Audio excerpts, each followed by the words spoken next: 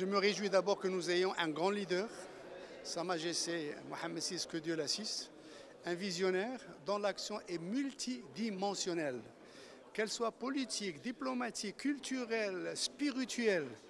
C'est un monsieur qui est très respecté et qui a contribué au rayonnement international et surtout en Afrique dans le cadre de la coopération Sud-Sud. Il porte l'Afrique dans son cœur. L'Afrique, c'est sa maison. Il l'a dit lorsque le Maroc a réintégré l'Union africaine en 2017, le 31 décembre, n'est-ce pas, à Addis Abeba, 31 janvier à Addis Abeba. Aujourd'hui, le Maroc est perçu comme un partenaire fiable sur qui on peut compter sur tous les plans. Aussi bien pour la formation des cadres africains, à travers l'action multiple et variée de l'Agence marocaine de coopération internationale. Ces cadres qui ont été formés aujourd'hui sont des leaders dans différents secteurs dans leur pays et ce sont nos véritables ambassadeurs. Aujourd'hui, il y a une présence marocaine qui s'est déployée non seulement en Afrique de l'Ouest et en Afrique centrale, mais le Maroc est présent en Afrique de l'Est, en Afrique australe, en Afrique du Nord, bref, dans les 5 régions du continent africain, sans oublier la 6e dimension africaine qui est la diaspora africaine, n'est-ce pas?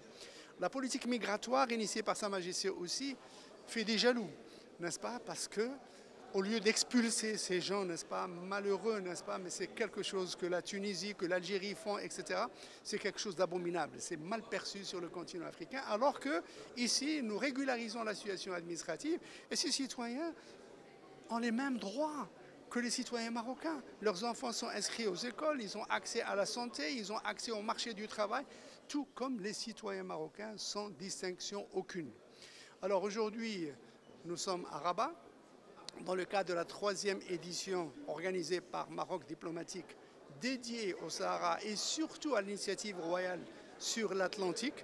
Eh bien, je vous laisse le soin d'écouter les gens qui vont parler pour voir un peu l'importance stratégique, n'est-ce pas, de cette vision royale, de cette initiative. Le port de Dakhla va être dédié aussi à faire sortir les pays enclavés d'Afrique, n'est-ce pas, de l'isolement, de l'enclavement dans lequel ils se trouvent, surtout à la suite de la crise que vous connaissez dans la sous-région, etc. Eh bien, prions pour que ce bel événement réussisse et qu'il contribue à travers la réflexion, parce qu'il y a un parterre de personnalités marocaines et internationales, notamment africaines. L'ancien ministre des Affaires étrangères, mon ami Tavares, est là comme intervenant.